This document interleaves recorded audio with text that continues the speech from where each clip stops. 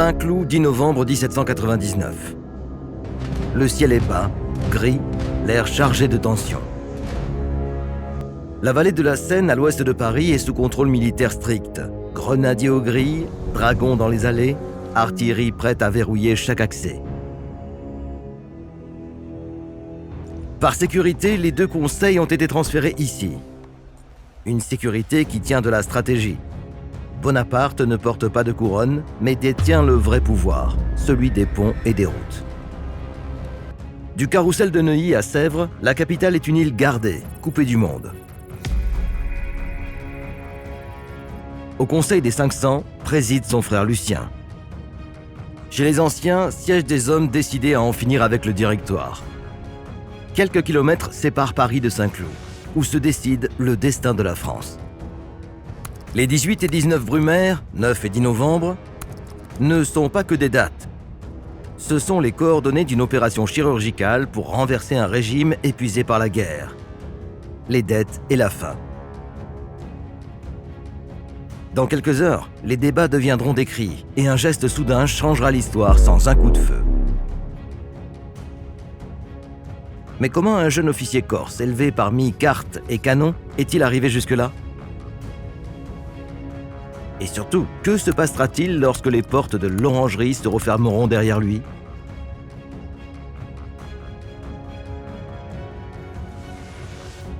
Napoléon Bonaparte naît à Ajaccio en 1769, quand la Corse, passée depuis peu de Gênes à la France, demeure une terre de frontières en mutation. Entre montagnes qui fendent l'île du Nord au sud et ports battus par le Mistral, un garçon de famille modeste découvre vite que la géographie peut décider des destins. À 10 ans, il traverse la mer Ligure et l'intérieur de la France. Brienne, en Champagne, devient son premier vrai terrain d'instruction. Il y étudie trigonométrie, cartographie, histoire militaire. Il ne brille pas par l'élégance, mais par la précision et le calcul. L'artillerie, science d'angle et de distance, devient sa langue maternelle. En 1784, il rejoint l'école militaire de Paris et entre dans l'arme de l'artillerie. Celle qui mesure chaque coup en secondes et en degrés, qui évalue le terrain avant le courage. Un an plus tard, il est sous-lieutenant, d'Auxonne à Valence et l'affaire. Il décide des ouvrages, calcule l'élévation, mesure la portée, observe comment un fleuve peut arrêter une armée ou un col alpin ouvrir une campagne. La révolution de 1789 entrouvre des carrières que l'ancien régime tenait closes. Il retourne plusieurs fois en Corse, île déchirée entre fidélité française et nostalgie indépendantiste. Là règne Pascal Paoli, le héros de la résistance contre Gênes qui, après des années d'exil en Angleterre, gouverne dès 1794 avec l'appui britannique. Entre eux, le lien se brise vite. Paoli se méfie de ce jeune officier, trop proche de la France révolutionnaire. Les routes se séparent. Bonaparte choisit Paris, l'armée et surtout, il choisit la France.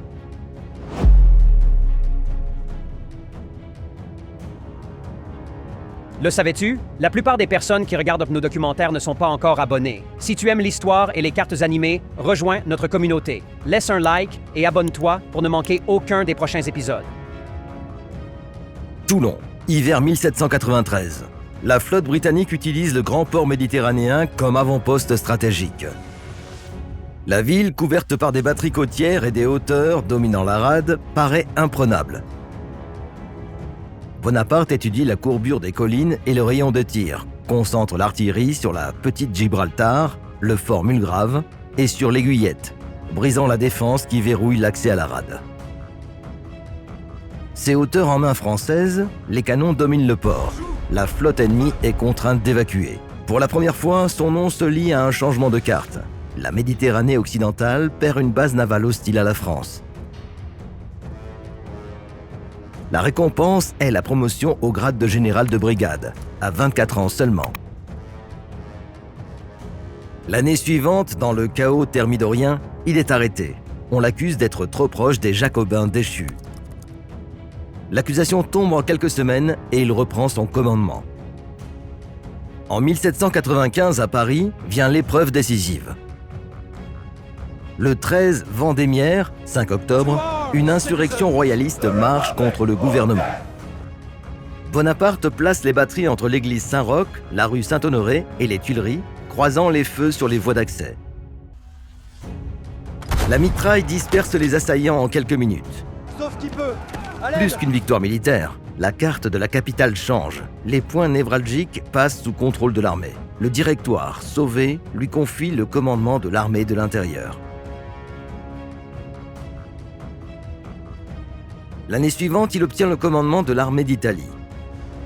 La direction est tracée. Sa manière de combattre naît de l'analyse du terrain et de l'aptitude à transformer les cartes en décisions. Toulon et Vendémiaire en ont fixé la méthode. Observer, concentrer le feu, dominer les nœuds. Désormais, il suivra des lignes qui relient port, col et capitale.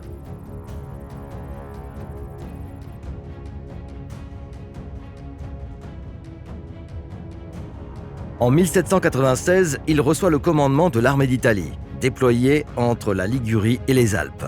Par une série de victoires rapides, il bat Autrichiens et Piémontais, conquiert Milan et contraint Mantova à la reddition. Avec le traité de Campo Formio, en octobre 1797, la frontière française atteint le Rhin et la République cisalpine voit le jour. En 1798, il part pour l'Égypte. Il gagne aux Pyramides, mais la flotte est détruite à Aboukir et la campagne s'enlise après l'échec du siège de Saint-Jean d'Acre. Coupé de la Méditerranée, il rentre en France à l'été 1799 et rejoint Paris. Tandis que les frontières françaises bougent au rythme des guerres, la vie politique se fige. Né pour éviter le retour de la monarchie et freiner les excès révolutionnaires, le Directoire est désormais paralysé par dettes, conflits militaires et rivalités internes. En 1799, la deuxième coalition reconquiert une partie de l'Italie et de la Suisse. À Paris, le prix du pain grimpe et l'inflation attise la colère.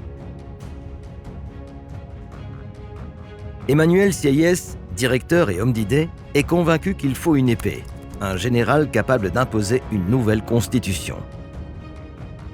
Talleyrand mobilise ses réseaux, tandis que Lucien Bonaparte, frère de Napoléon et président du Conseil des 500, garantit la conduite de l'Assemblée. Entre les deux frères, le lien est fort, mais les tempéraments diffèrent. Lucien, plus idéaliste, moins attiré par le pouvoir personnel, dans ses jours décisifs, sa loyauté est totale. C'est lui qui manœuvrera la salle et, à l'instinct critique, protégera son frère par des paroles et des gestes passés à l'histoire.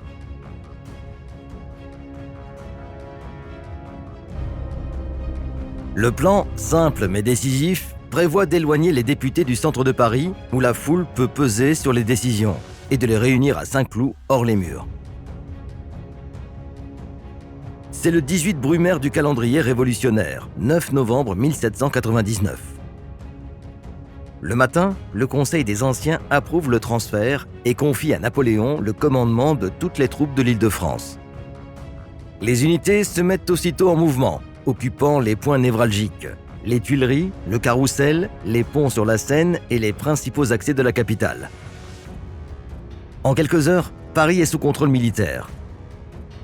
Pendant ce temps, émissaires et alliés travaillent à rallier les parlementaires au nouvel ordre politique.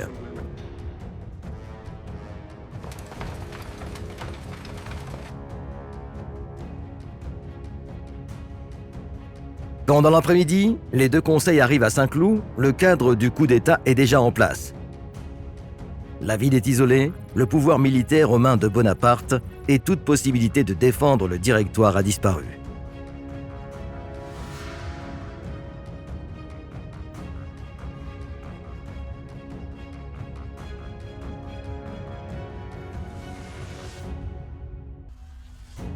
Au fil de la journée, le Directoire se disloque.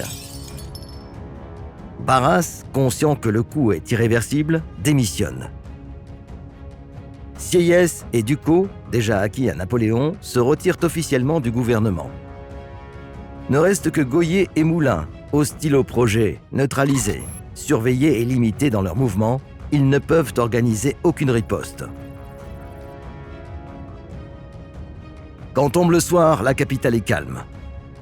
Rues et ponts sont tenus par l'armée, aucune foule ne se rassemble et les deux conseils, déjà transférés à Saint-Cloud, se trouvent non loin de Paris, sans contact avec un gouvernement dissous. Le lendemain, 19 Brumaire, vient l'instant décisif. Dans les salons du Palais et à l'Orangerie de Saint-Cloud, le débat politique tourne à l'affrontement. Bonaparte parle aux anciens et demande de refonder le gouvernement. Puis entre chez les 500, l'assemblée la plus turbulente. Il y est accueilli par des cris et des accusations de coup d'État. La situation dégénère. Lucien, président de l'Assemblée, dénonce des députés armés qui menacent la liberté des travaux et transfèrent l'autorité aux militaires. Le commandement opérationnel passe au général Murat. Les grenadiers et la garde du corps législatif pénètrent dans l'Orangerie, éloignent les députés hostiles et rétablissent l'ordre. Le directoire cesse d'exister, non par une bataille, mais par l'occupation physique des points clés, portes, cours, voies d'accès. En quelques heures, naît un gouvernement provisoire formé de Bonaparte, Sieyès et Ducos. Le Conseil réduit à une commission autorise la rédaction d'une nouvelle constitution. Sous la protection des troupes qui tiennent ponts et routes, prend forme la Constitution de l'an 8. 3 consuls, un exécutif fort et des corps législatifs séparés. Paris reste tranquille, les provinces s'alignent. La France change de régime en déplaçant quelques milliers d'hommes dans un rayon de 10 km autour de la capitale. De là, le consulat lancera les réformes et les campagnes qui redessineront la carte de l'Europe.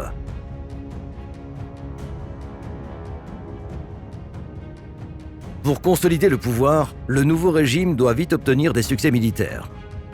En mai 1800, Bonaparte franchit le Grand Saint-Bernard, libère Milan et bat les Autrichiens à Marengo. En fin d'année, la victoire de Hohenlinden ouvre la paix de Lunéville, qui renforce l'influence française en Italie et le long du Rhin. Avec la paix d'Amiens de 1802, l'Europe connaît une brève trêve. Cette trêve gagnée sur le champ de bataille donne à Bonaparte le temps de réorganiser en profondeur la France. Par une loi de 1800, le territoire est divisé en départements dirigés par des préfets nommés par le pouvoir central, un système qui concentre l'autorité à Paris, réduit l'autonomie locale et assure un contrôle capillaire du pays. Sur le plan religieux, le concordat conclu avec le pape Pie VII en 1801 et appliqué en 1802 met fin à une décennie de heurts entre État et Église. La religion catholique est reconnue comme celle de la majorité des Français. Les évêques sont nommés par le gouvernement et salariés par l'État, en échange d'un serment de fidélité du clergé à la République.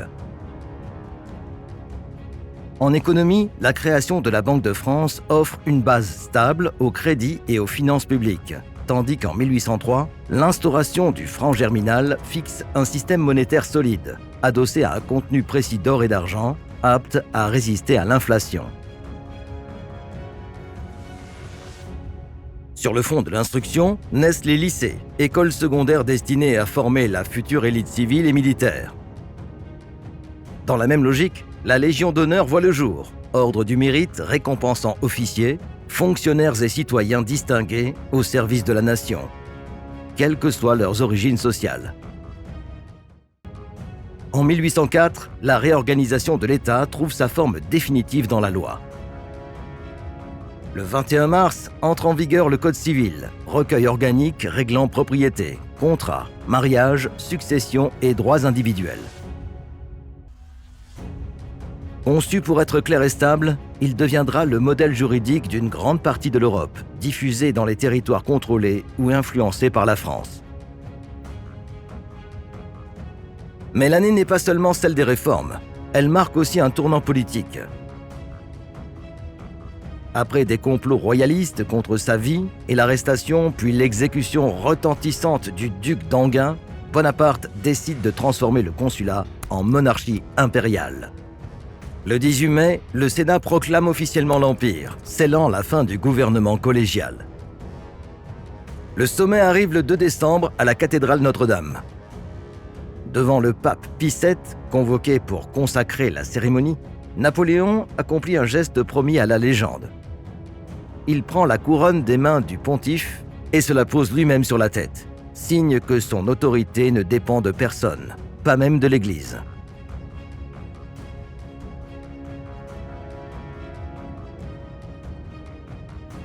De la prise de pouvoir au trône impérial, il s'est écoulé moins de 5 ans, et l'ascension de Napoléon ne fait que commencer. La carte de l'Europe est sur le point de changer encore.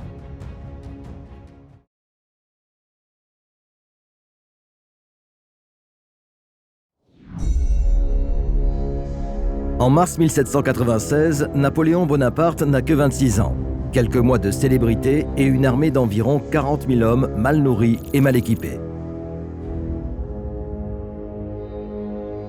2 jours avant de partir pour le front, il a épousé Joséphine et doit maintenant affronter les armées autrichiennes et piémontaises, supérieures en artillerie et cavalerie. En moins de 2 ans, il redessinera la carte de l'Italie, remportant 18 batailles et signant un traité qui transforme l'Europe. Mais comment un jeune général avec des moyens si limités a-t-il renversé tout un théâtre d'opérations et changé l'armée d'Italie en machine capable d'écraser 4 offensives autrichiennes consécutives ?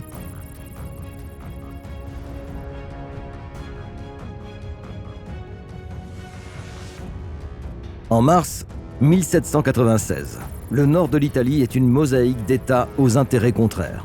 À l'ouest se retrouve le Regno di Sardegna, comprenant Piemonte et Savoia, gouverné par Vittorio Amadeo III. À l'est, la Lombardia fait partie intégrante de l'Impero Asburgico, administré depuis Vienne, tenu par des garnisons. Au sud, la Repubblica di Genova garde une fragile neutralité, mais la France révolutionnaire voit dans cette voie la plus directe pour frapper le cœur de l'Autriche. 2 armées alliées opèrent. L'armata austriaca du Feldmareschiallo Johann Peter Beaulieu, vétéran, 67 ans, environ 32 000 hommes, est disposée entre la Lombardia et la Liguria orientale, avec des garnisons à Milano ainsi que le long de l'Adda. L'armata piémontaise du général Michel Colli, 20 000 soldats, défend la ligne des Apennins de Seva à Cuneo, protégeant l'accès à Torino. Net contraste avec Napoléon, 26 ans, qui se prépare à le défier. Les 2 forces se rejoignent le long d'une ligne reliant les collines de Savona aux montagnes Ligures. Front difficile à déloger, mais vulnérable en un point, la charnière de Quero-Montenotte, où finit le secteur autrichien et commence celui piémontais. Si ce ne tombe, la coopération entre les 2 armées se brise. Le 27 mars 1796, à Nice, Napoléon Bonaparte prend le commandement de l'Armata d'Italia. Le même jour, par le chef d'état-major Louis-Alexandre Berthier, il convoque 3 généraux de division les plus anciens. Jean-Mathieu Philibert Sérurier, Pierre-François Charles Augereau et André Masséna. La réunion attribue les premières missions et fixe dès lors le début des opérations au 15 avril. Pour Paris, un front secondaire par rapport au Renault. La guerre contre la coalition dure depuis 1792 et le Direttorio a fixé les objectifs: vaincre les Autrichiens et contraindre le Piémonte à la paix. Napoléon ne décide pas l'ouverture du conflit, mais dispose de liberté d'action. Il aligne 38 000 hommes, vétérans des guerres révolutionnaires, mal équipés mais entraînés. Son plan est direct, frapper le Cardine, diviser les alliés et les affronter séparément, exploitant la mobilité des colonnes françaises pour concentrer la force là où l'ennemi est le plus faible.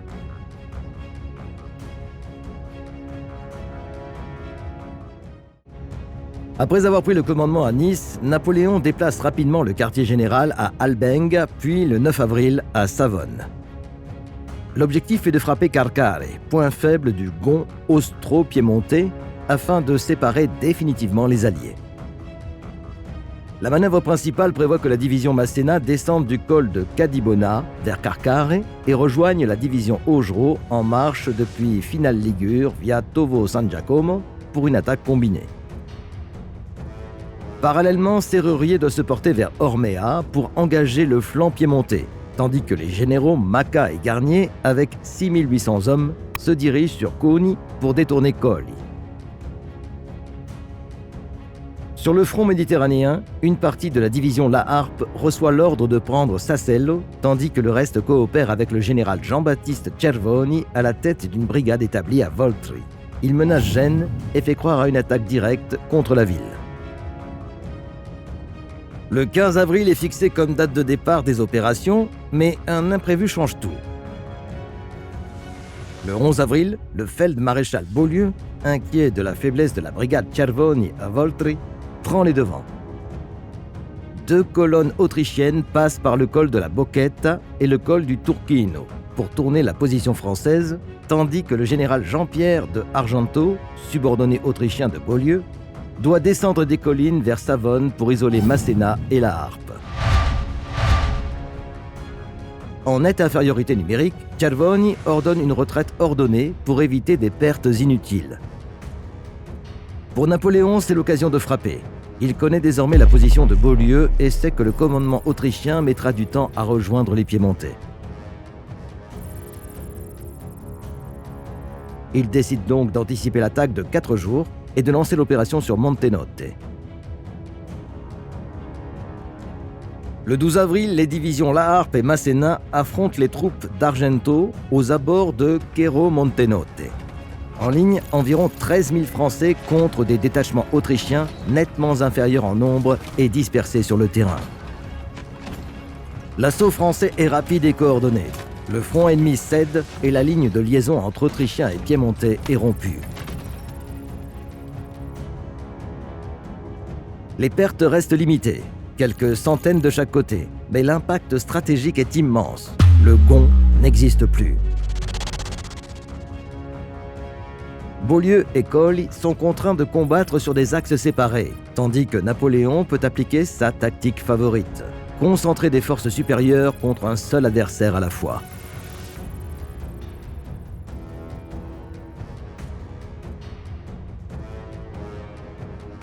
Après Montenotte, Napoléon agit aussitôt pour consolider le succès et empêcher Autrichiens et Piémontais de se réorganiser. La priorité est de frapper Colli et de bloquer la jonction autrichienne. Le 13 avril, les avant-gardes françaises atteignent Millesimo, petit bourg de la Val Bormida, où les troupes savoyardes tentent de freiner l'avance. Dans ce combat, les Piémontais subissent environ 600 pertes, morts et blessés, contre quelques 400 Français. Mais le véritable obstacle est un peu plus haut. La forteresse de la Cosseria, château perché sur une hauteur tenue par environ 900 grenadiers austro-piémontais. Augereau y est envoyé et se heurte à une résistance inattendue. Les assauts français, sous le feu et sur des pentes éprouvantes, échouent à plusieurs reprises. La garnison, bien qu'isolée, inflige de lourdes pertes. Plus de 300 hommes, avant de se rendre le 15 avril. La Cosseria devient un clou planté dans le flanc de la manœuvre, retardant l'élan vers Ceva. Pendant ce temps, au nord-est, Masséna reçoit l'ordre de marcher sur Daego pour couper les communications autrichiennes. Il y rencontre des éléments impériaux solidement retranchés, qui barrent la route. Napoléon comprend que le temps joue contre lui. Si Beaulieu rétablit le contact avec Colli, l'avantage de Montenotte s'évanouira. Les 14 et 15 avril, Napoléon concentre ses forces sur Daego. Après 2 jours de durs combats, les Français emportent la position, capturant environ 5000 prisonniers et 19 canons, infligeant au total plus de 2000 pertes aux Autrichiens, morts et blessés, contre quelques 900 pertes françaises. C'est un choc sévère pour les impériaux, aggravé par la perte de 10 bataillons. Épisode singulier, une partie des troupes de Masséna occupées au pillage est surprise par une sortie du général autrichien Vukasovic. Napoléon, furieux, doit rétablir la discipline en personne. Le 15 avril, la garnison de la Cosseria, demeurée isolée, se rend. Cependant, les retards accumulés permettent à Colli de se replier vers des positions plus sûres. Malgré tout, l'opération a atteint l'objectif stratégique. Les Autrichiens sont refoulés et les Piémontais restent isolés.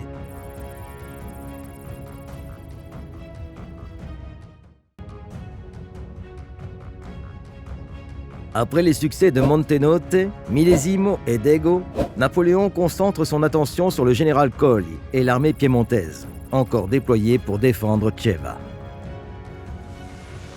Le but est de les forcer à combattre isolés, avant qu'ils ne reçoivent des renforts autrichiens. Les colonnes françaises se mettent en mouvement pour encercler les positions savoyardes.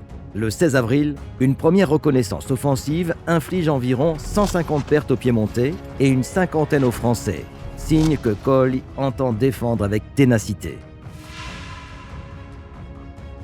Le 19 avril, Napoléon ordonne une attaque combinée. Sérurier doit frapper de front, tandis qu'Augereau doit franchir le Tanaro pour tourner le flanc ennemi. Toutefois, Augereau ne trouve aucun guet praticable et Sérurier, privé d'appui, doit arrêter ses hommes. Les pertes françaises de cette attaque manquée sont estimées à environ 300 hommes, tandis que les Piémontais en perdent près de 250. Constatant que les lignes de ravitaillement par le col de Cadibonne sont trop exposées, Napoléon ordonne l'ouverture d'une nouvelle voie logistique depuis la haute vallée du Tanaro jusqu'à Ormea, permettant de déplacer des troupes de secteurs secondaires vers le front principal.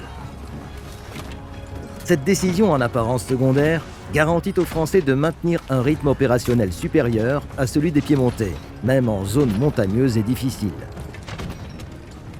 Ayant compris le risque d'être piégé, Colli évite la bataille décisive.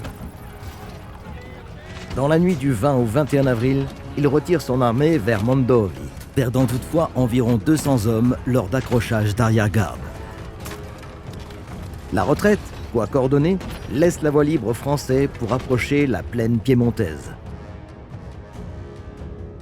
Napoléon qualifiera dans un message à Paris la manœuvre sur Ormea de l'un des mouvements les plus élégants de l'art militaire.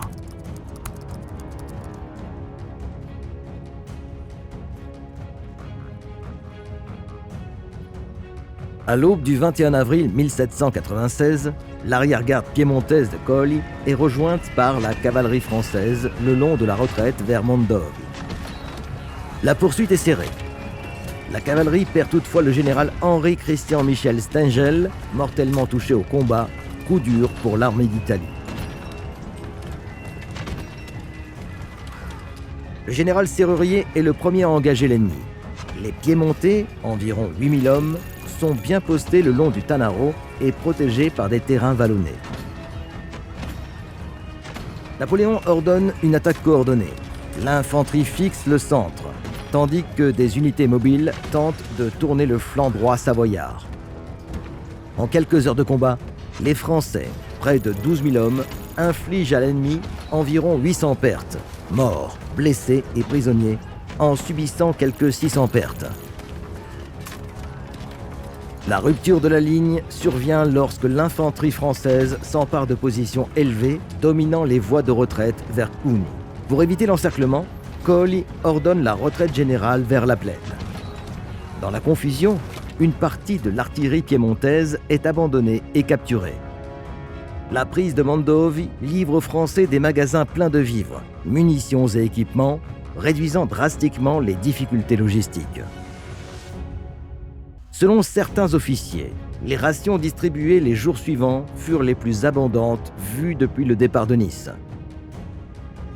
La victoire a un effet immédiat sur le moral. Napoléon a désormais accès à la plaine piémontaise et peut menacer directement Turin. Colli sait que, sans appui autrichien, il ne peut soutenir une nouvelle bataille rangée. Tandis que Napoléon avance, le commandement piémontais entame des pourparlers d'armistice.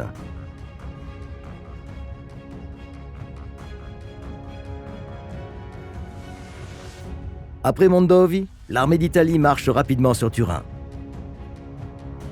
Le 23 avril, Napoléon se trouve déjà à portée de marche de la capitale Sabaude. La situation du royaume de Sardaigne est critique. L'armée piémontaise a été vaincue en rase campagne, a perdu l'accès aux défenses naturelles des Apennins et ne peut compter sur l'arrivée rapide de renforts autrichiens. Dès le soir du 23, Colli ouvre des négociations en sollicitant un armistice. Napoléon accepte de procéder seulement après avoir consolidé le contrôle des positions clés. Masséna occupe Cherasco et Augereau entre à Alba, achevant la séparation entre Piémontais et Autrichiens.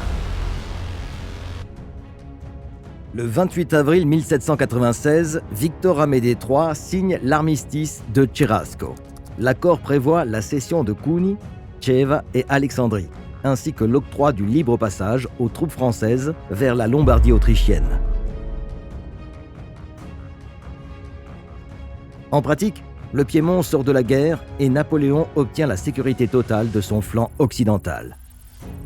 En 10 jours d'opération seulement, l'armée d'Italie a subi environ 6000 pertes, mais a neutralisé une armée adverse d'environ 20 000 hommes. La signature a lieu dans une résidence nobiliaire. Napoléon envoie à Paris des rapports sur la rapidité de la campagne, affirmant que la guerre avait été décidée avant que l'ennemi comprenne qu'il l'avait perdue. L'armistice de Cherasco est plus qu'une victoire tactique. Il marque la première grande affirmation politique et militaire de Napoléon en Italie et ouvre la voie à la phase suivante de la campagne, la course vers la plaine du Pô et la Lombardie autrichienne.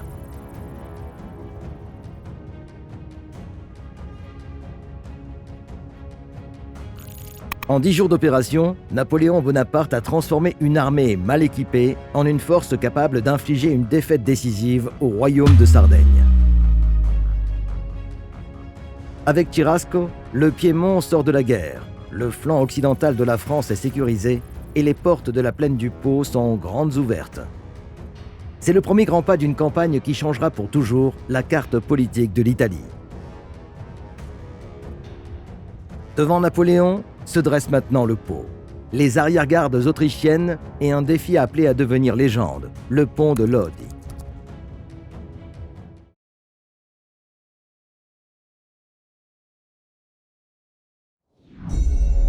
Après l'éclair victorieux de Mondovi, le royaume de Sardaigne est contraint de plier. À Cherasco, entre le 23 et le 28 avril, Vittorio Amadeo III signe l'armistice. Cuneo, Ceva et Alexandrie tombent aux mains françaises. Les portes de la Lombardie s'ouvrent à deux battants et Bonaparte, sûr de son flanc occidental, est libre de concentrer toute l'armée d'Italie contre le feld-maréchal Johann Peter Beaulieu, commandant des forces autrichiennes en Italie. L'objectif est clair, détruire l'armée impériale avant qu'elle ne se retire au-delà des grandes barrières naturelles de la plaine. Le Pô, l'Adda et l'Adige, et n'échappe à la bataille décisive. Mais comment parviendra-t-il, avec une armée éprouvée et inférieure en nombre, à franchir des fleuves gardés, plier des arrière-gardes ennemis et transformer chaque manœuvre en un chef-d'œuvre de tactique et de vision stratégique ?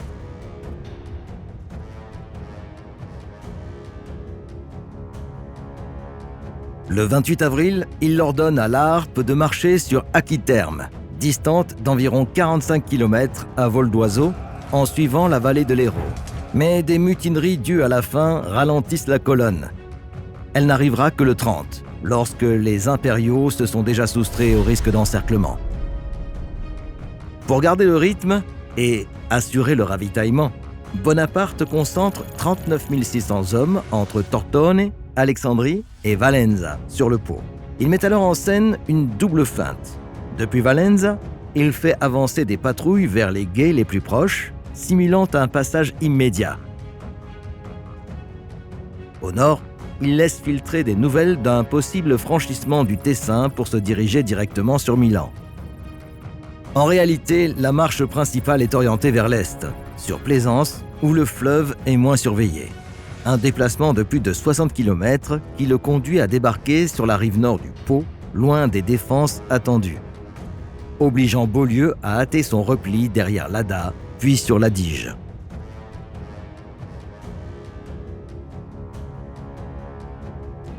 Le 7 mai, à 9h du matin, la colonne d'élite de Claude d'Allemagne, 3600 grenadiers et 2500 cavaliers arrivent devant Plaisance.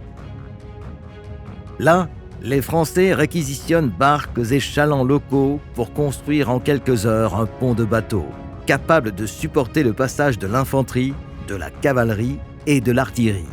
D'Allemagne est le premier à le franchir et à établir une tête de pont sur la rive nord du Pô. Dans l'après-midi, la division La Harpe le rejoint. Le général autrichien Lipté tient les ponts de Pavie et surveille les gués de l'Adda. Beaulieu, qui n'a pas été pris au piège de la feinte française sur Valenza, s'empresse de réunir ses colonnes pour couvrir la retraite. Entre le 7 et le 9 mai, les Français consolident la position et prennent Fombio. Augereau franchit aussi le Pô à Verato et se porte à l'est pour étirer le front et menacer le flanc ennemi. Dans la nuit du 7 au 8, à Codogno, des escarmouches jettent le désordre dans les rangs français. Dans la confusion, La Harpe est tuée par le feu de ses propres hommes. Le chef d'état-major Louis-Alexandre Berthier prend rapidement le contrôle, rétablit la chaîne de commandement et repousse des avant-gardes impériales qui tentaient de rejeter les Français au-delà du Pô. À l'aube du 10 mai, les avant-gardes françaises arrivent à Lodi. Sur l'autre rive de l'Adda, le général autrichien Karl Philipp Sebottendorf a disposé 10 000 hommes et 12 canons couvrant le pont. Bonaparte aligne l'artillerie sur la rive sud et envoie la cavalerie d'Ordener et de Beaumont chercher des gués en amont et en aval afin de déborder. Le premier assaut des grenadiers s'arrête sur le pont sous le feu ennemi. Le second, avec d'Allemagne et Cervoni en tête, perce. La cavalerie, trouvant un gué, débouche alors brusquement sur le flanc de l'arrière-garde autrichienne et le contraint rapidement à la retraite.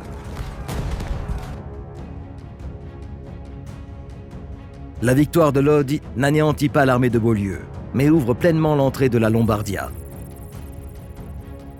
Démonstration d'une tactique audacieuse, concentrer des forces sur un point crucial, unir attaque frontale et débordement et plier la résistance par la vitesse de l'action.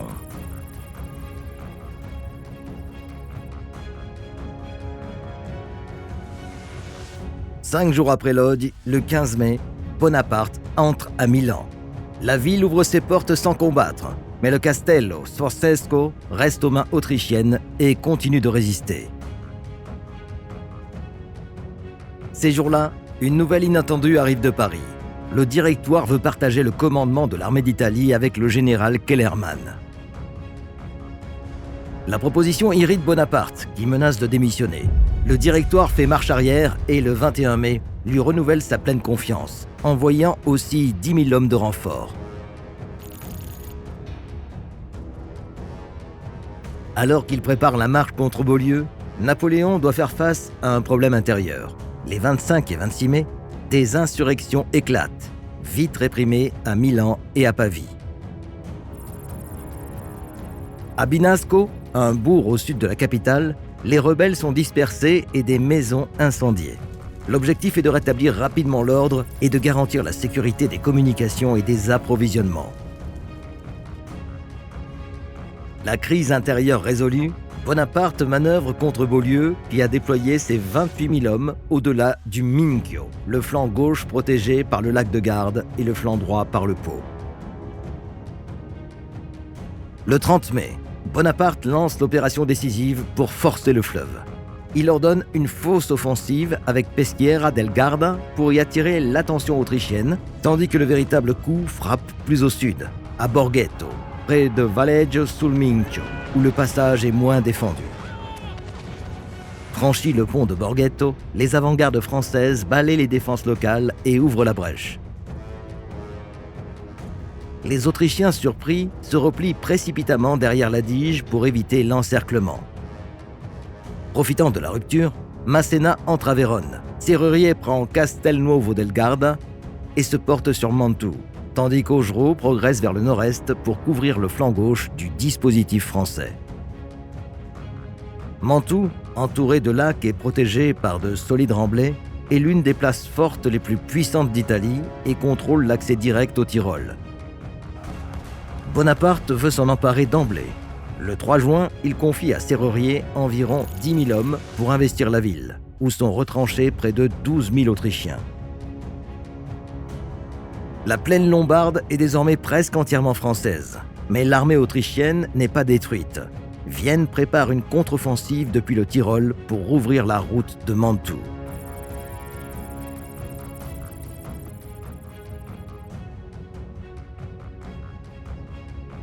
Fin juillet, Vienne change de stratégie. Dagobert von Wurmser rassemble environ 50 000 hommes à 30 pour libérer Mantoue. Bonaparte refuse d'être écrasé entre le lac de Garde et l'Adige. Le 31 juillet, il lève le siège et concentre ses divisions pour affronter séparément les colonnes ennemies. À l'ouest du Garde, le général Kasdanovic descend par la vallée Sabia, occupe Salo et avance vers Brescia. À l'est, Wurmser approche du Mincio. Les 3 et 4 août, on se bat entre Salo, Descenzano et Lonato. Masséna exploite la dispersion adverse et force Kasdanovic à se replier. Le 5 août, à Castiglione delle Stiviere, l'action combinée d'Augereau, Marmont et Masséna inflige à Wurmser une nette défaite. Le 7 août, les forces françaises reprennent Vérone et rétablissent le blocus de Mantoue. Le prix payé est élevé, environ 6 000 morts et blessés et 4 000 prisonniers. Mais les pertes autrichiennes dépassent 16 700 hommes. En septembre, l'Autriche lance une nouvelle offensive. Le 4, à Rovereto, Masséna et Vaubois battent Davidovich et ouvrent la voie de l'Adige supérieure. Wurmser, au lieu de rester au Tyrol, descend la vallée de la Brenta pour déborder les Français.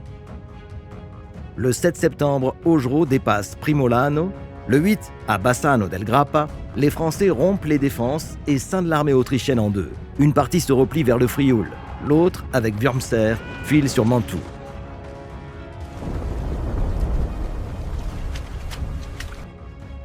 Le 10 septembre, Wurmser contourne le blocus français, franchit l'Adige et le 12 entre à Mantoue, portant la garnison à environ 23 000 hommes. 3 jours plus tard, devant les fortifications de San Giorgio et de la Favorita, les sorties autrichiennes sont repoussées par Masséna et Sahuguet. Wurmser reste enfermé dans une place déjà éprouvée. L'afflux de milliers de soldats supplémentaires ne fait qu'aggraver la crise due au manque de vivres. Bonaparte peut revenir manœuvrer en rase campagne dans l'attente de la prochaine offensive que l'Autriche prépare déjà.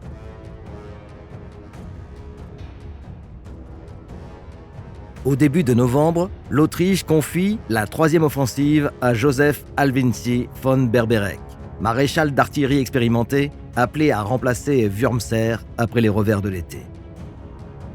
Avec environ 28 000 hommes, il part du Piave vers Vérone, tandis que depuis le Tyrol, le général Paul Davidovich descend avec 18 000 hommes la vallée de l'Adige pour frapper par le nord. L'objectif est de prendre Bonaparte en tenaille et de libérer Mantoue.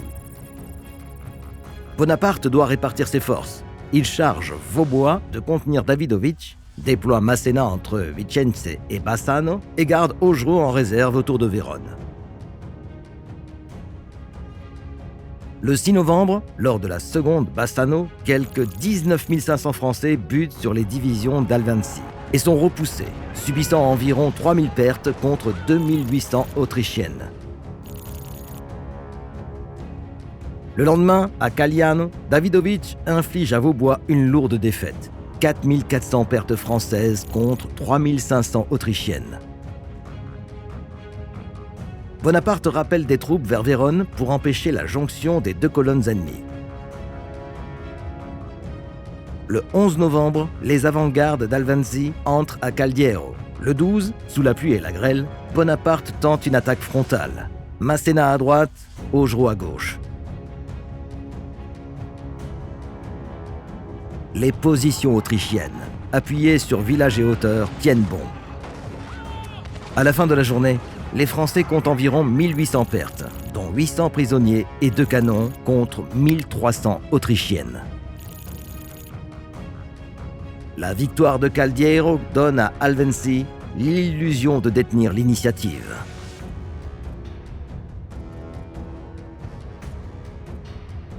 Après la bataille de Caldiero, Bonaparte décide de surprendre Alvensi en frappant son flanc sud. Dans la nuit du 14 au 15 novembre, il rassemble les troupes à Vérone et marche vers Ronco-sous-la-Dige.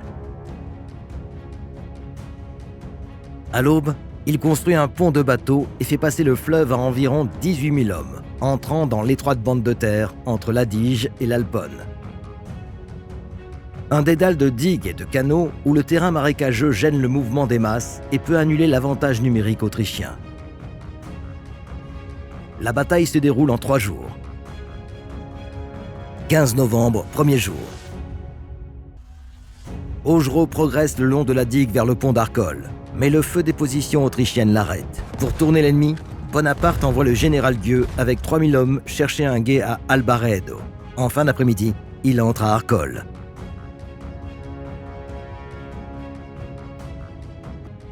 Cependant, la nouvelle que Vaubois a été repoussé à Bussolengo pousse Bonaparte à ramener toutes les troupes sur la rive gauche de l'Adige pour couvrir Vérone. 16 novembre, deuxième jour. Les Français repassent l'Adige et reprennent l'offensive. Portile est enlevé, mais le pont d'Arcole reste aux mains autrichiennes. À l'embouchure de l'Alpone, le général Vial tente un passage, mais il est arrêté. Entre-temps, 3000 renforts envoyés par Quilmen, parti de Vérone, rejoignent Bonaparte pour renforcer l'action, mais la situation demeure bloquée. 17 novembre, troisième jour.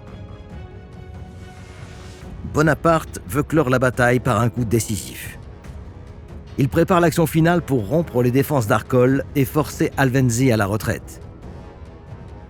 Masséna place une brigade bien visible sur la route entre Arcole et Porcile pour attirer dehors une partie de la garnison, tandis que le reste de ses troupes est dissimulé dans la végétation. Plus au sud, Augereau marche sur Legnago pour menacer les voies de retraite autrichiennes. À ce moment, Bonaparte ordonne un coup de théâtre. Un petit détachement de guides à cheval et 4 trompettes traversent l'Alpone à gué derrière les positions ennemies et sonne la charge, faisant croire à l'arrivée d'un gros contingent. Pris de panique, les Autrichiens abandonnent Arcole. La victoire d'Arcole coûte aux Français environ 4500 morts et blessés. Les Autrichiens perdent près de 7000 hommes.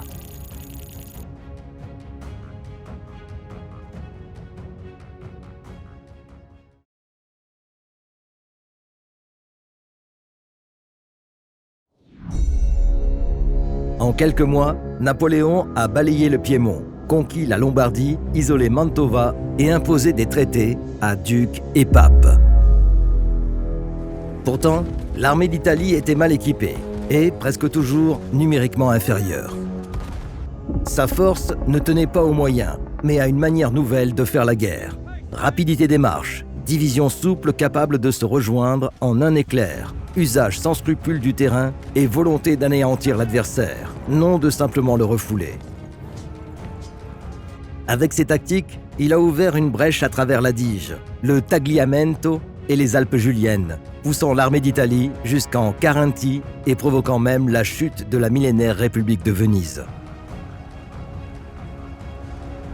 Désormais, Vienne, cœur de l'empire des Habsbourg, est à portée. Toute l'Europe se demande si un jeune général de 27 ans peut réellement frapper la capitale. Mais qu'est-ce qui arrêtera Bonaparte aux portes de Vienne ? Et comment fera-t-il de cette avance un nouvel ordre politique scellé à Campo Formio ?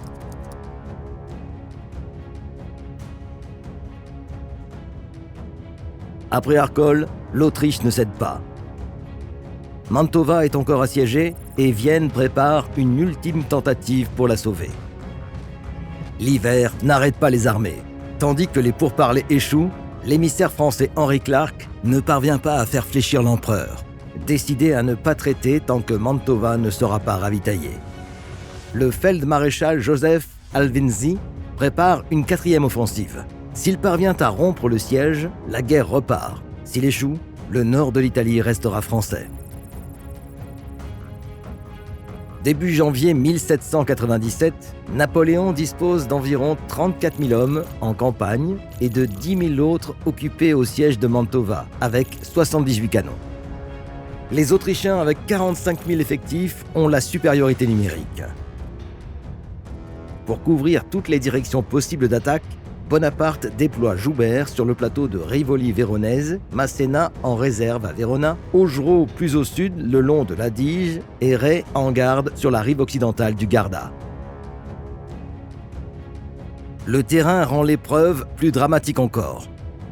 À l'ouest, le lago di Garda, à l'est, l'Adige, au centre, un plateau fermé par gorges et montagnes. Le Montebaldo, le Monte Magnone, la gorge d'Osteria, qui tient ses passages, domine toute la campagne. Bonaparte le sait, si Rivoli tombe, le siège de Mantova est perdu. Le 8 janvier, des escarmouches le long de l'Adige signalent le mouvement impérial. Le 11, Bonaparte rejoint le quartier général de Roverbel pour suivre de près la crise. Le 12 janvier, l'attaque se dévoile.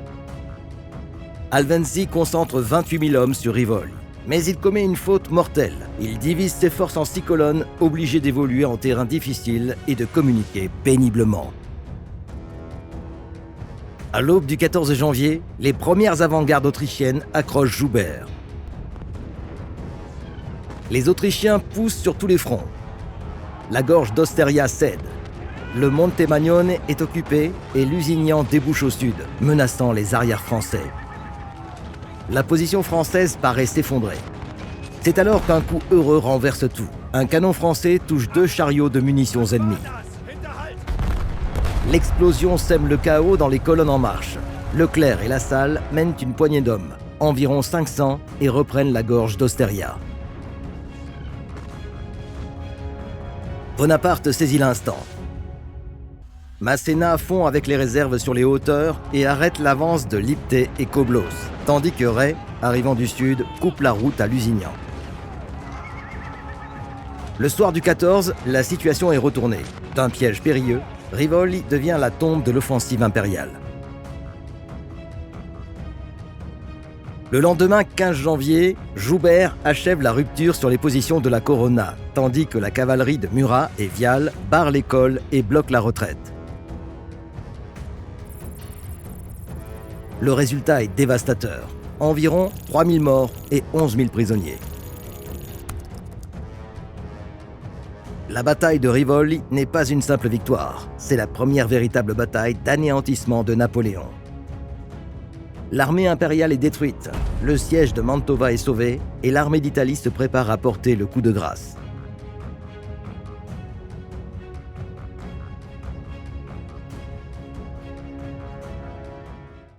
Alors qu'Alvinzi se retire vaincu de Rivoli, une menace progresse encore sur l'Adige.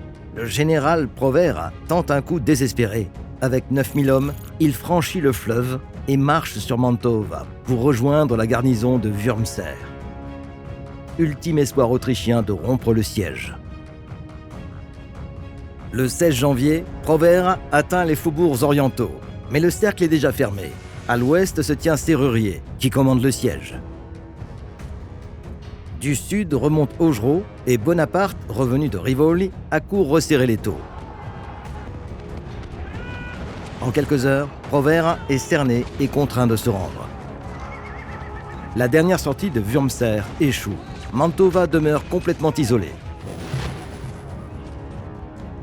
Quelques jours plus tard, le 2 février, la forteresse capitule. Les Autrichiens reçoivent les honneurs de la guerre. Environ 16 000 soldats quittent la ville en parade. L'état-major le plus ancien est autorisé à rejoindre les territoires impériaux, tandis que le gros est capturé. Selon l'usage, ces hommes donnent leur parole d'honneur. Ils ne combattront plus contre la France. Mantova aux mains françaises, le nord de l'Italie est solidement tenu. L'écho de la victoire parcourt l'Europe. L'armée d'Italie, née mal équipée et affamée, a résisté à 4 offensives et a battu la plus grande place habsbourgeoise de la péninsule, Mantova. Pour sa valeur à Rivoli et Castiglione, André Masséna reçoit le titre de duc de Rivoli. Plus tard, à Paris, son nom est donné à l'une des artères les plus célèbres, la rue de Rivoli, qui longe encore aujourd'hui le Louvre, souvenir de la victoire consolidant la première grande campagne militaire de Napoléon. La chute de Mantova marque la fin de la campagne en Lombardie.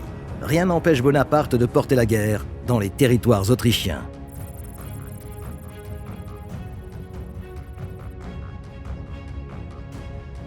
Le 2 février 1797, tandis qu'à Mantova défilent les troupes autrichiennes tout juste capitulées, Bonaparte ne perd pas de temps. Il détache environ 9000 hommes de l'armée d'Italie et les mène vers la Romagne. L'objectif est d'assurer les arrières et d'en finir avec l'État pontifical, qui jusque-là avait soutenu l'Autriche en argent et en armes. La marche est rapide et menaçante. Face à l'avance française, le pape Pie VI n'a pas d'alternative. Le 19 février, à Tolentino, il est contraint de signer un traité humiliant. Rome doit payer de lourdes indemnités, céder les légations de Bologne, Ferrare et Romagne et livrer à la France une part de ses œuvres d'art les plus prestigieuses qui prendront la route de Paris.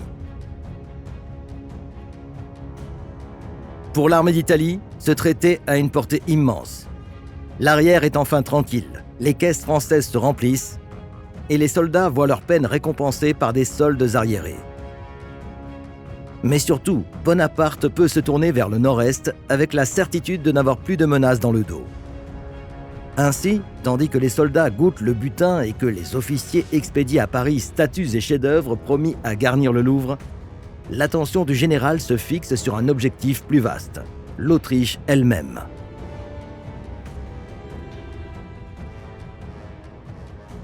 Le Directoire mise sur le vainqueur. Hommes et ressources affluent vers l'armée d'Italie de Bonaparte.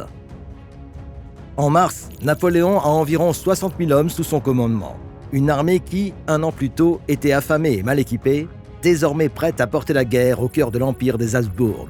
L'objectif est audacieux, Vienne. Le 1er mars, les Français passent le Brenta et occupent Primolano, puis avancent en plusieurs colonnes. En quelques jours, ils mettent la pression sur l'archiduc Charles qui tente de défendre le Friuli avec environ 50 000 effectifs. Le moment décisif survient le 16 mars, lorsque Bonaparte ordonne le passage du Tagliamento. C'est un guet difficile, sous le feu ennemi, mais l'avant-garde de Bernadotte force le fleuve. Capture 500 prisonniers et 6 canons et contraint Charles à se replier sur Udine. Le lendemain, 17 mars, une colonne autrichienne entière est encerclée et capitule à Gradisca di Sonzo. Les Autrichiens reculent vers les cols. Entre le 21 et le 23 mars, sur les montagnes autour de Tarvisio, les Français les frappent de nouveau. Les impériaux perdent plus de 5000 hommes et 32 canons, saisis dans les gorges alpines. Au même moment, la colonne de Joubert, partie du Tyrol, s'empare de Bolzano et Bressanone, ouvrant une autre voie vers l'Autriche. La course ne s'arrête pas. Le 23 mars, le général Dugua entre à Trieste, privant l'Empire d'un port-clé sur l'Adriatique. Et le 29 mars, les Français entrent à Klagenfurt. De là, Bonaparte écrit directement à l'archiduc Charles, l'invitant à cesser ce sang inutile. Un geste qui montre l'assurance du vainqueur et la faiblesse de l'Empire. Début avril, les avant-gardes françaises déjà sur le Sémerin à un pas de Vienne. Les Autrichiens demandent une trêve. Le 7 avril, à Leoben, est signée une suspension de quelques jours. Les 16-17 avril, elle devient les préliminaires de Leoben, l'accord politique qui préfigure le futur traité de Campo Formio. La campagne qui paraissait impossible un an plus tôt est devenue une marche irrésistible. Vienne a tremblé. L'armée d'Italie est parvenue à un pas du cœur de l'Empire.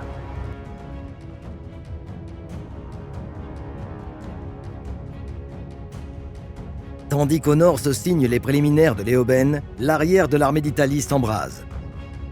Entre le 17 et le 25 avril, à Vérone, éclate la révolte des Pâques véronaises. Citoyens et insurgés armés se soulèvent contre les garnisons françaises dans un massacre qui dure des jours. La répression est dure et Bonaparte saisit l'occasion. Il accuse la République de Venise d'avoir fomenté les troubles et déclare la fin de sa neutralité. C'est le prétexte parfait qui scelle le destin de la Sérénissime. Le 12 mai 1797, après plus d'un millénaire d'histoire, la République de Saint-Marc s'effondre. Le Maggior Consiglio dépose le doge Ludovico Manin et remet le pouvoir à un gouvernement provisoire. Mais le sort de la ville est déjà scellé. Tandis que la Sérénissime disparaît, de nouveaux États voulus par Bonaparte naissent en Italie. En juin, par un coup politique à Genova, naît la République ligurienne, modelée sur le système directorial français. Quelques jours plus tard, le 29 juin à Milano, est proclamée la République cisalpine, fusion de la Transpadane et de la Cispadane. Le 8 juillet, la Cisalpine adopte une constitution sur le modèle français, divise le territoire en départements et introduit la conscription, se transformant en un État moderne et militarisé. En quelques semaines, la carte politique du nord de l'Italie change. À la place d'antiques républiques et d'États régionaux, surgissent des républiques sœurs, satellites de la France. L'impact est immense. L'Italie septentrionale devient un laboratoire politique et une base militaire pour les guerres futures.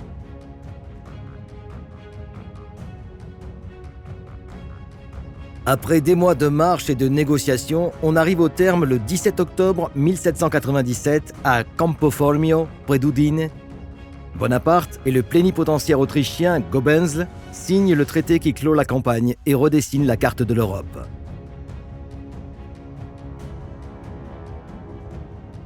La France obtient ce qu'elle poursuivait depuis des années.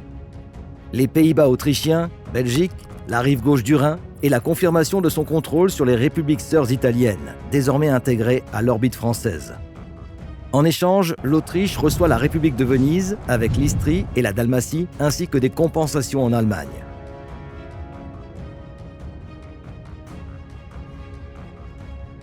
Le choc politique est immense. La Sérénissime, survivante de plus d'un millénaire, disparaît des cartes, tandis que Milano et Genova deviennent les nouveaux centres du pouvoir républicain pro-français. Le nord de l'Italie n'est plus une mosaïque d'États, mais une ceinture de républiques satellites, bases militaires et laboratoires politiques prêts à soutenir la France dans ses guerres futures. Campo Formio consacre aussi la fin de la première coalition entre France et Autriche.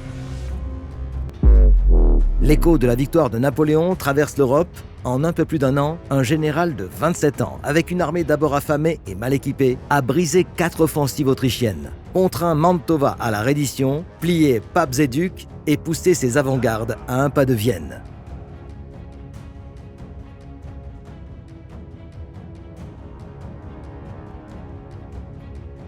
Le traité est la signature finale de cette transformation. L'Italie n'est plus la périphérie de l'empire des Habsbourg, mais le cœur de la nouvelle stratégie française.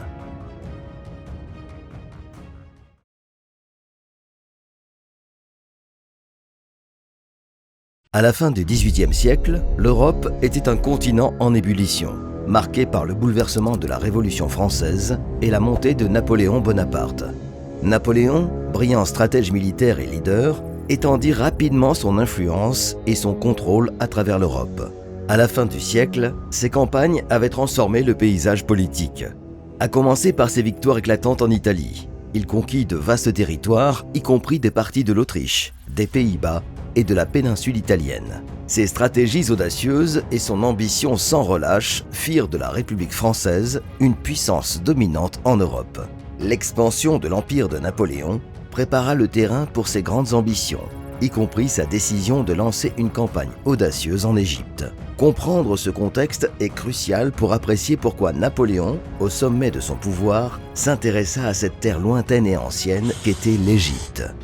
L'un des objectifs stratégiques principaux de Napoléon pour la campagne d'Égypte était de perturber les routes commerciales britanniques vers l'Inde. En capturant l'Égypte, Napoléon visait à affaiblir la puissance économique britannique en coupant son accès commercial vital à l'Inde. Cette manœuvre stratégique était destinée à paralyser l'économie britannique, réduisant ainsi sa capacité à financer des coalitions contre la France. De plus, contrôler l'Égypte fournirait à la France un point d'appui stratégique en Méditerranée orientale. Cela renforcerait non seulement la puissance navale française dans la région, mais servirait aussi de base pour des opérations au Moyen-Orient. En établissant une forte présence en Égypte, Napoléon cherchait à défier la domination britannique sur les mers et à affirmer l'influence française dans une région d'une immense importance géopolitique. En capturant l'Égypte, Napoléon cherchait à transformer la région en bastion français, contrôlant le passage vers l'Est et affirmant sa domination sur la Méditerranée.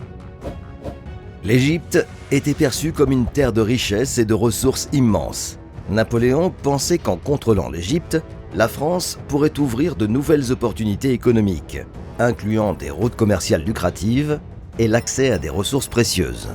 Il voyait l'Égypte comme un atout économique clé qui renforcerait l'économie française et réduirait la dépendance aux ressources européennes.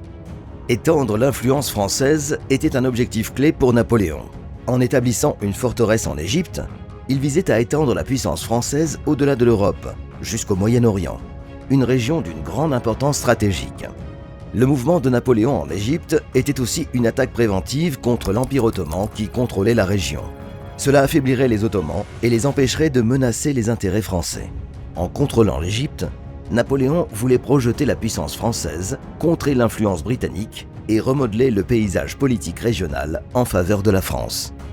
L'ambition de Napoléon et sa quête de gloire personnelle jouèrent un rôle majeur dans sa décision d'envahir l'Égypte. Il voyait cette campagne comme un moyen d'améliorer sa réputation et d'atteindre une grandeur militaire sur la scène internationale. Napoléon était également inspiré par les idéaux des Lumières en matière d'exploration scientifique. Il emmena des savants pour étudier l'ancienne culture égyptienne, visant à enrichir le savoir français et européen.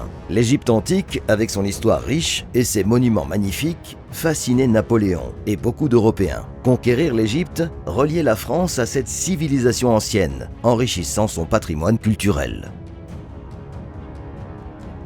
L'expédition de Napoléon en Égypte débuta par une planification minutieuse.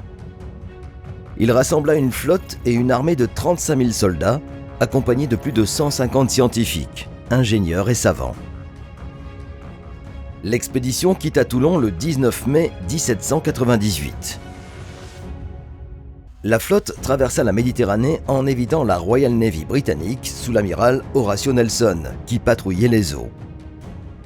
Merci à un arrêt prévu de Nelson en Sardaigne en raison du mauvais temps, la navigation stratégique de la flotte française les a rapidement conduits à Malte. Les chevaliers de Malte refusèrent la demande de Napoléon de débarquer et de se ravitailler. Il décida donc d'attaquer, capturant l'île et sécurisant une position stratégique. Après Malte, la flotte poursuivit son voyage vers l'Égypte, débarquant finalement à Alexandrie le 1er juillet 1798. Cette arrivée marqua le début de la campagne. Les forces de Napoléon se déplaçant rapidement pour sécuriser des positions clés dans la ville. Ces mouvements rapides en Égypte étaient cruciaux pour établir une base solide. Ils visaient à sécuriser Alexandrie et à avancer vers le Caire, engageant les forces locales et consolidant le contrôle français sur des points stratégiques clés. À son arrivée à Alexandrie le 1er juillet 1798, l'objectif principal de Napoléon était de sécuriser la ville et d'établir une base pour les opérations futures. Les forces françaises prirent rapidement le contrôle des positions clés d'Alexandrie rencontrant une résistance minimale. Cette prise rapide permit à Napoléon de planifier son avance vers le Caire. En marchant à travers le désert, les forces de Napoléon rencontrèrent les Mamelouks, la caste militaire régnante en Égypte, dirigée par Mourad Bey. La bataille décisive des Pyramides du 21 juillet 1798 démontra le génie militaire de Napoléon. En utilisant la tactique du carré divisionnaire, les Français vainquirent les forces mamelouks numériquement supérieures, remportant une victoire cruciale. Cette victoire consolida le contrôle français sur le Caire et démoralisa les Mamelouks, entraînant l'effondrement rapide de leur résistance. L'entrée de Napoléon au Caire fut marquée par des célébrations et des fortifications stratégiques. Cependant, l'occupation française fut rapidement contestée par la victoire britannique à la bataille d'Aboukir, le 1er août 1798. La flotte de l'amiral Horatio Nelson détruisit la flotte française dans la baie d'Aboukir, coupant les lignes d'approvisionnement de Napoléon et piégeant son armée en Égypte.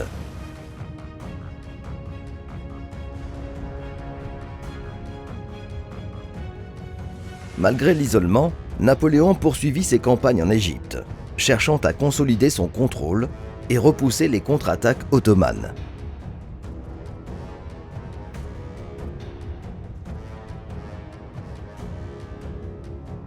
Il marcha vers la ville portuaire de Jaffa, qu'il sécurisa après un siège bref mais brutal, puis avança vers la Syrie. La campagne de Napoléon, marquée par des mouvements rapides et une brillance stratégique, affronta des défis significatifs en raison de l'isolement et des menaces continues de l'Empire ottoman et des forces britanniques. Soulignant son talent tactique et son ambition d'étendre l'influence française bien au-delà de l'Europe.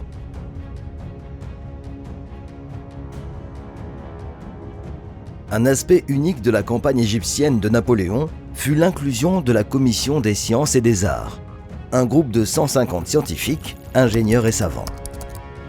Inspirés par les idéaux des Lumières, ils visaient à étudier la riche histoire, la culture et les ressources naturelles de l'Égypte.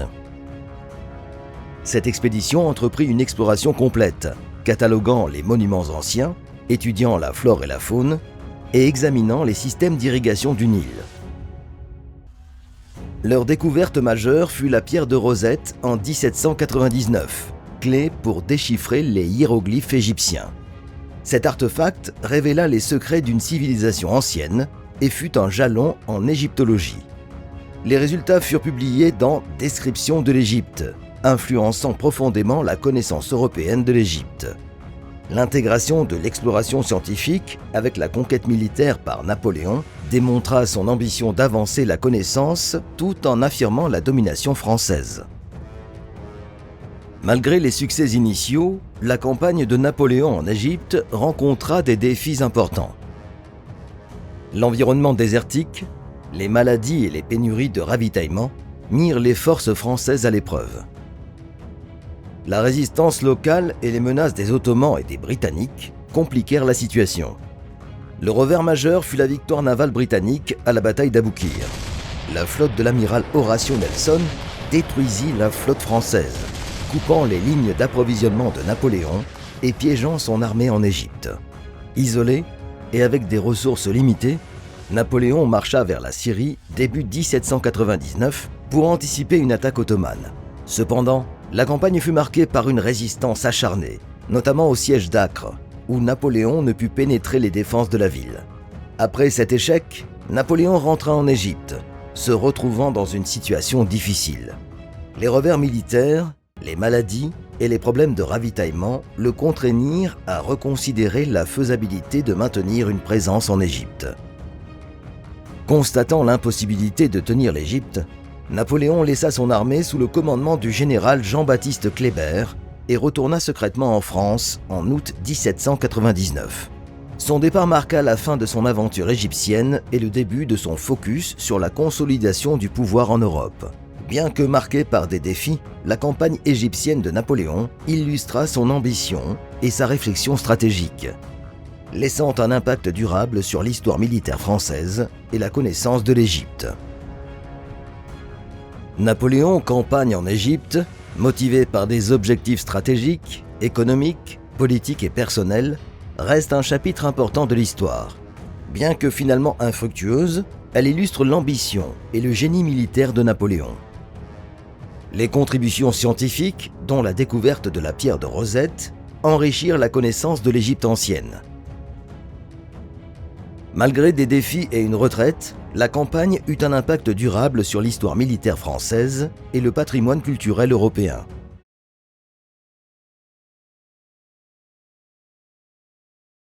En 1812, Napoléon Bonaparte lança une invasion qui allait bouleverser l'Europe. Une audacieuse marche en Russie avec la plus grande armée jamais vue en Europe. Voici l'histoire d'une grande ambition, des éléments hostiles et d'une campagne qui a sombré dans le désastre. À l'aube du 19e siècle, le paysage du pouvoir en Europe était sur le point de changer. Le traité de Tilsit, signé en 1807 entre Napoléon Bonaparte et le tsar Alexandre Ier, promettait initialement paix et soutien mutuel contre la Grande-Bretagne. Cependant, avec le temps, la Russie se frotta aux restrictions du système continental de Napoléon, visant à isoler économiquement la Grande-Bretagne.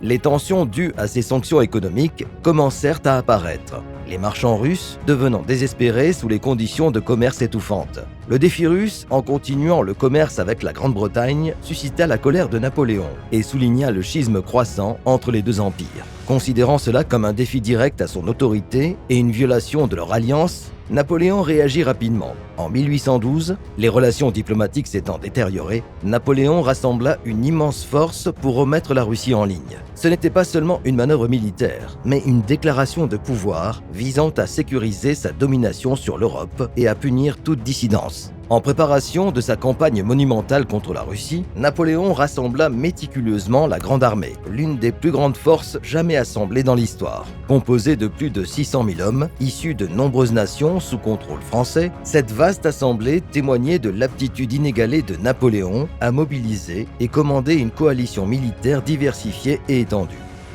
Les Français se tenaient côte à côte avec des Italiens, Allemands, Polonais, Espagnols et autres, chaque contingent marqué par son uniforme et ses bannières uniques, ajoutant un patchwork de couleurs au rang. L'effort logistique pour approvisionner et maintenir une telle force était sans précédent, impliquant des réseaux étendus de wagons de ravitaillement, d'énormes quantités de nourriture et un convoi de personnel de soutien et d'artillerie s'étendant jusqu'au cœur de la France. Alors que l'armée avançait vers l'Est, l'ampleur de cette opération montrait non seulement la puissance militaire, mais aussi une démonstration délibérée de pouvoir, destinée à intimider et contraindre le tsar russe.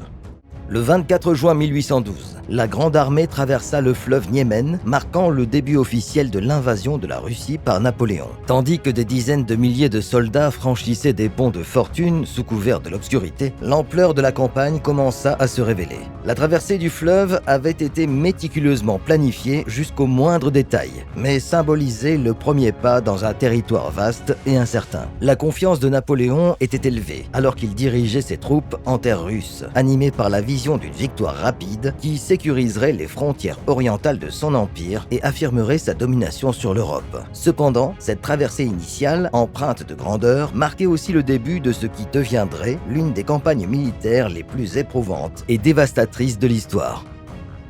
Alors que la Grande Armée de Napoléon avançait plus profondément en Russie, elle rencontra une stratégie pour laquelle elle était mal préparée. L'armée russe, sous le commandement habile des généraux Barclay de Tolly, puis Mikhail Kutuzov, appliquait une politique de la terre brûlée, se retirant tout en brûlant récoltes, villages et ressources. Cette destruction calculée laissait les forces françaises sans fourniture ni abri, étirant dangereusement leurs lignes de ravitaillement. Malgré plusieurs victoires tactiques montrant leur prouesse militaire, les Français trouvaient peu de moyens pour soutenir leur immense armée. De plus, les Russes engagèrent une guerre de guérilla incessante, harcelant constamment les unités françaises, les embusquant et coupant les retardataires. À l'approche de l'hiver, le manque de nourriture et d'abri, ainsi que le rudiver russe, commencèrent à peser lourdement sur les troupes de Napoléon, érodant leurs forces et leur morale. Le 7 septembre 1812, la Grande Armée affronta les forces russes lors de la bataille de Borodino. l'action la plus grande et la plus sanglante d'une journée des guerres napoléoniennes. À seulement 70 miles à l'ouest de Moscou, plus de 250 000 hommes se confrontèrent dans une lutte brutale pour le contrôle. Sous le commandement direct de Napoléon, les troupes françaises lancèrent vague après vague d'assauts incessants contre les positions russes fortifiées, dirigées par le maréchal Koutouzov. Le champ de bataille fut développé de fumée et du bruit des combats, chaque côté luttant pour la suprématie. Malgré des pertes énormes, environ 30 000 Français et 40 000 Russes tués ou blessés, aucun camp ne réussit à obtenir une victoire. Les Français capitulèrent les principales positions. Cette victoire pyrrhique permit à Napoléon d'entrer à Moscou, bien que son armée fût gravement affaiblie, loin de vaincre les forces russes. Malgré le lourd tribut de la bataille de Borodino, l'armée affaiblie de Napoléon continua d'avancer, entrant à Moscou le 14 septembre 1812. À leur grande surprise, ils trouvèrent la ville presque abandonnée, un écho fantomatique de son ancien éclat. Le commandement russe avait ordonné un retrait stratégique, laissant une garnison réduite qui alluma des incendies dans toute la ville. Un acte désespéré mais calculé de défi. Les incendies brûlèrent pendant des jours, détruisant une grande partie de Moscou et privant davantage les forces françaises de l'abri et des fournitures nécessaires. Ce mouvement plaça l'armée de Napoléon dans une situation désespérée, loin de chez elle et sans les ressources nécessaires pour l'hiver imminent. Alors que Napoléon attendait en vain une capitulation russe qui ne viendrait jamais, le rude hiver russe commença à s'installer, aggravant les défis déjà graves auxquels ses troupes étaient confrontées, marquant un tournant dans la campagne.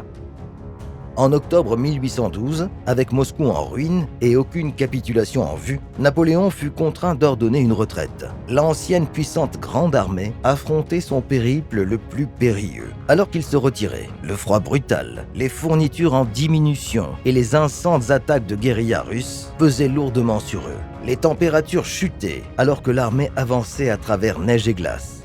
La famine et les maladies décimaient les rangs, tandis que les escarmouches avec les forces russes éliminaient les retardataires. L'un des moments les plus dévastateurs survint lors du passage de la rivière Bérésina fin novembre. Dans des conditions désespérées et sous un feu ennemi intense, la traversée causa d'énormes pertes, avec environ 25 000 à 30 000 hommes perdus. Cette retraite était une lutte désespérée pour la survie. Chaque pas loin de Moscou marquant une descente plus profonde dans le désespoir et une réduction catastrophique des effectifs. La retraite catastrophique de Russie marqua un tournant décisif dans le déclin de Napoléon, signalant l'effondrement d'un empire qui avait autrefois dominé l'Europe. Parmi les 600 000 hommes ayant commencé la campagne, moins de 100 000 survivants, affaiblis, regagnèrent le territoire allié, témoignant de la dureté de l'hiver russe et de la poursuite incessante des forces russes. La grande armée, jadis redoutée à travers l'Europe, était désormais brisée, sa force et son moral immédiatement endommagés. Les légions, autrefois invincibles, étaient maintenant une ombre d'elles-mêmes, et leur défaite provoqua des ondes de choc à travers l'Europe. Cette perte encouragea les nations précédemment soumises ou hésitantes à défier Napoléon, conduisant la formation de nouvelles coalitions contre lui. Des nations comme la Grande-Bretagne, la Russie, la Prusse, la Suède, l'Autriche et plusieurs États allemands virent une opportunité pour limiter l'influence française. Le désastre suscita également une vague de nationalisme à travers l'Europe, particulièrement en Allemagne et en Russie, catalysant des mouvements vers l'indépendance et la résistance. Cet esprit de nationalisme remodela le paysage politique, préparant le terrain pour des conflits et réalignements futurs. En fin de compte, la campagne russe affaiblit considérablement l'emprise de Napoléon sur le pouvoir, menant à son abdication et à la redéfinition des frontières européennes. La chute de Napoléon inaugura une nouvelle ère d'équilibre et de diplomatie, marquée par le Congrès de Vienne qui chercha à restaurer les anciennes frontières et réduire les conflits futurs. La campagne de Russie de 1812, marquée par l'ambition et l'arrogance, est une leçon sur les limites du pouvoir militaire. L'échec de l'invasion a brisé la grande armée de Napoléon et a modifié le cours de l'histoire européenne. Il a révélé les effets dévastateurs de la sous-estimation des défis logistiques et des réalités de la guerre. La résilience du peuple russe et les tactiques de la terre brûlée ont redéfini la guerre de guérilla et inspiré les nations sous l'Empire à se soulever. En réfléchissant à ce chapitre, nous voyons comment il a ouvert la voie à une nouvelle ère en Europe, où l'équilibre et les coalitions sont devenus essentiels pour maintenir la paix et redessiner les nations.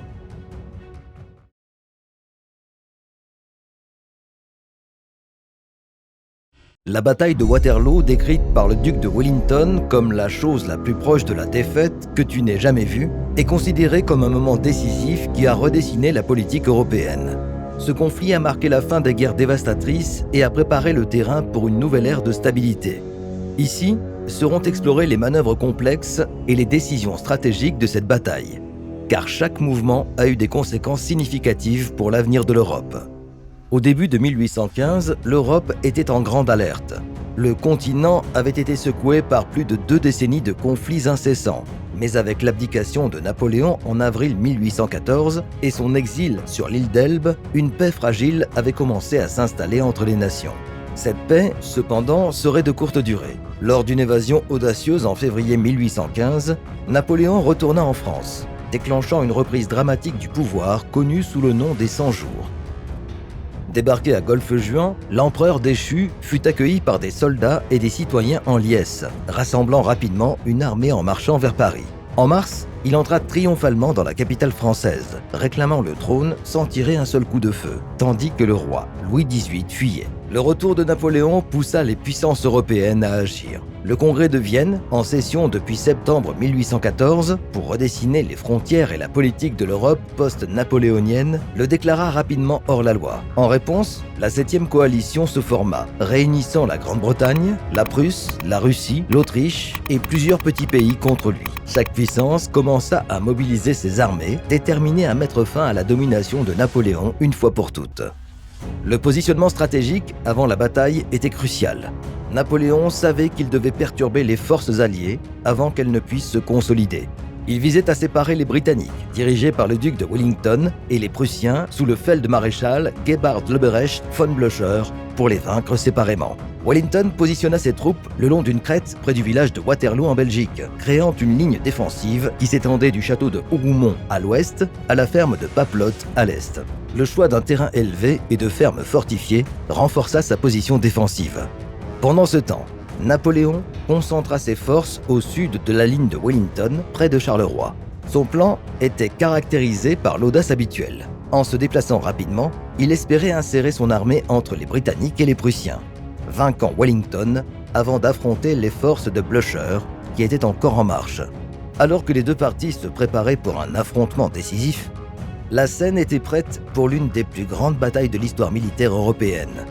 Chaque commandant sachant que l'issue pourrait remodeler le paysage politique du continent.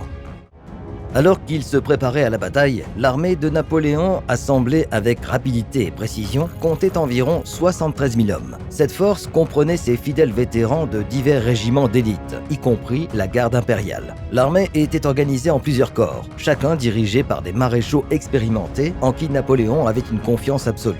Les figures clés incluaient le maréchal Ney, connu pour son leadership intrépide, et le maréchal Soult, un génie stratégique, tous deux essentiels à l'exécution des plans de bataille de Napoléon. Opposé à Napoléon, le duc de Wellington commandait une armée alliée d'environ 68 000 hommes. Cette force de coalition était un amalgame diversifié comprenant des troupes britanniques, néerlandaises et belges, ainsi que des contingents plus petits de diverses principautés allemandes. Malgré sa diversité et l'expérience hétérogène parmi les rangs, le leadership de Wellington était une force unificatrice. Son sens stratégique était évident dans le choix du terrain et les préparations défensives, utilisant la crête à Waterloo pour maximiser l'efficacité de son armée. Pendant ce temps, le feld-maréchal prussien Gebhard Leberecht von Blücher dirigeait une force de 50 000 hommes, positionnée pour rejoindre Wellington. Connu pour sa poursuite incessante et ses tactiques agressives, le rôle de Blücher était crucial. Ses forces étaient essentielles dans la stratégie alliée, planifiant de soutenir Wellington en attaquant le flanc droit de Napoléon, changeant potentiellement le cours de la bataille. Les stratégies de ces commandants reflétaient leur doctrine militaire distincte et leurs expériences personnelles. Napoléon cherchait une victoire rapide et décisive pour écraser la coalition avant qu'elle ne puisse se rassembler complètement. En revanche, Wellington et Blücher visaient une bataille prolongée, exploitant leur supériorité numérique croissante et leur coordination. Alors que ces leaders expérimentés manœuvraient leurs forces, ils préparaient le terrain pour une confrontation épique. Le prochain affrontement à Waterloo promettait non seulement de déterminer le destin de ces armées, mais aussi de remodeler le paysage politique de l'Europe pour les décennies à venir.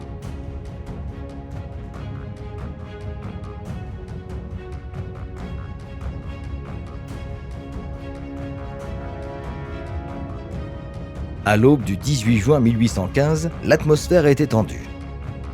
Napoléon commença la bataille en ordonnant un bombardement d'artillerie contre les forces de Wellington positionnées le long de la crête de Mont-Saint-Jean. Ce bombardement visait à affaiblir les défenses alliées avant l'assaut principal. Alors que le canon tonnait, les troupes de Napoléon se préparaient pour leur première grande manœuvre. Une attaque directe contre la ferme de Hougoumont, un point stratégique sur le flanc droit de Wellington. Cette attaque visait à détourner les réserves de la ligne principale, affaiblissant le centre allié pour un coup décisif. La bataille de Hougoumont reflétait la lutte plus large, féroce, prolongée et coûteuse. Malgré les assauts répétés des Français, la garnison, composée de gardes britanniques, résista fermement, transformant la ferme en un piège mortel pour les soldats français. La résistance des défenseurs de Hougoumont entrava le plan de Napoléon de briser rapidement la ligne de Wellington. Pendant ce temps, le centre du champ de bataille fut le théâtre de lourds assauts d'infanterie des Français. Des vagues de soldats français avançaient sous une pluie de feux d'artillerie et de mousquets, visant des points clés le long de la ligne alliée. Les combats furent brutaux et les pertes élevées. En particulier, La Haye-Sainte, une autre ferme fortifiée, devint un point focal de la contestation. Cependant, la fermeté des défenseurs et les erreurs logistiques des Français la maintinrent en mains alliées pendant une grande partie de la journée. Au cours de l'après-midi, alors que la bataille faisait rage, la situation resta fluide et incertaine. Les forces de Napoléon obtinrent des succès partiels, mais sans infliger de coups décisifs. La ligne de Wellington plia sous la pression, mais ne se rompit pas. La résolution des deux parties fut mise à l'épreuve alors qu'elles attendaient l'arrivée de l'armée prussienne, dont l'approche menaçait de renverser l'équilibre de cette confrontation épique. L'après-midi du 18 juin 1815, la bataille de Waterloo atteignit son apogée avec des moments décisifs. L'arrivée des forces prussiennes, sous le feldmaréchal Blücher, commença à faire pencher la balance contre Napoléon. Au début de la journée, les Prussiens avaient engagé les forces françaises à Wavre, retardant leur arrivée à Waterloo. En début d'après-midi, le premier corps prussien commença à arriver, exerçant une pression sur le flanc droit de Napoléon. Réagissant à la menace prussienne, Napoléon fut contraint de détourner des ressources significatives pour arrêter leur avancée, des ressources nécessaires dans son effort principal contre la ligne Wellington. Cette déviation affaiblit sa force offensive à un moment crucial et permit à Wellington de stabiliser ses forces et de se préparer à une résistance prolongée. À mesure que les forces prussiennes entraient en bataille, elles revitalisèrent la défense alliée par leur nombre et leur détermination. Cet élan psychologique pour les Alliés était palpable, car les troupes qui avaient tenu la ligne contre les attaques incessantes des Français trouvèrent de nouvelles ressources d'énergie. Simultanément, la garde impériale, la réserve d'élite de Napoléon, fut engagée dans leur dernier assaut. Cette décision fut prise avec désespoir, alors que Napoléon cherchait à briser le centre de Wellington et à forcer une conclusion décisive. La garde avança avec discipline et courage, attaquant le centre allié à un moment où la bataille semblait en équilibre. Cependant, malgré leur réputation redoutable, la garde impériale rencontra une forte résistance. Wellington avait prévu une telle manœuvre et préparé ses carrés d'infanterie pour repousser l'assaut. Sous un feu intense de mousquets et de canons, la garde vacilla et se retira, démoralisant les forces françaises. L'échec de l'assaut de la garde impériale marqua le tournant décisif de la bataille. Avec le moral en berne et leurs effectifs en diminution, les forces françaises ne purent soutenir l'offensive. Le poids combiné de la résistance alliée et des renforts prussiens scella le sort de Napoléon, menant à sa défaite et à sa retraite définitive. La bataille de Waterloo, conclue le 18 juin 1815, marqua une fin décisive au règne de Napoléon Bonaparte et modifia dramatiquement l'histoire européenne. Alors que la poussière retombait et que les bruits de la bataille s'estompaient, les suites immédiates virent des dizaines de milliers de victimes des deux côtés, en faisant l'une des batailles les plus meurtrières de l'époque. Napoléon, voyant l'effondrement total de son armée, fut contraint de battre en retraite jusqu'à Paris. Son retour fut de courte durée. Face à l'isolement politique et réalisant l'inutilité de continuer la résistance, il abdiqua pour la seconde fois le 22 juin, 4 jours après la bataille. La défaite à Waterloo mit fin aux espoirs de Napoléon de restaurer son empire et le conduisit à son exil sur l'île éloignée de Sainte-Hélène dans l'Atlantique Sud, où il passerait le reste de sa vie. Cet exil fut plus sévère que le précédent sur Elbe, garantissant qu'il ne pourrait plus menacer la stabilité européenne. Les conséquences de Waterloo dépassèrent largement le sort de Napoléon. La victoire solidifia la réputation du duc de Wellington, qui jouirait d'une carrière politique distinguée, devenant Premier ministre de la Grande-Bretagne. Pendant ce temps, la 7e coalition agit rapidement pour restaurer Louis XVIII sur le trône de France, rétablissant la monarchie Bourbon et posant les bases d'une longue période de paix relative en Europe, connue sous le nom de concert européen. Cette période vit les grandes puissances d'Europe, Grande-Bretagne, Russie, Prusse, Autriche et plus tard la France, travailler ensemble pour maintenir l'équilibre des pouvoirs et empêcher l'émergence d'un État dominant. Le Congrès de Vienne, reconvoqué après la défaite finale de Napoléon, mit en place un nouvel ordre européen qui freina les ambitions expansionnistes françaises et promut un équilibre des pouvoirs qui empêcherait les grandes guerres continentales pendant près d'un siècle. L'héritage de Waterloo fut donc profond, façonnant les stratégies diplomatiques et les frontières européennes pour des générations. Il symbolisait la fin d'une époque et le début d'une autre, caractérisée par l'engagement diplomatique plutôt que par la confrontation militaire. Comme nous l'avons vu, la bataille de Waterloo n'a pas été seulement un affrontement d'armées, mais un tournant qui a remodelé le paysage de l'Europe. Des manœuvres stratégiques aux résistances valeureuses et aux conséquences finales, nous avons traversé l'une des batailles les plus mémorables de l'histoire. Merci de nous avoir suivis dans ce plongeon dans l'histoire. Ne manquez pas d'autres récits épiques de l'histoire. Abonnez-vous à la chaîne, activez les notifications et restez à l'écoute pour d'autres aventures historiques.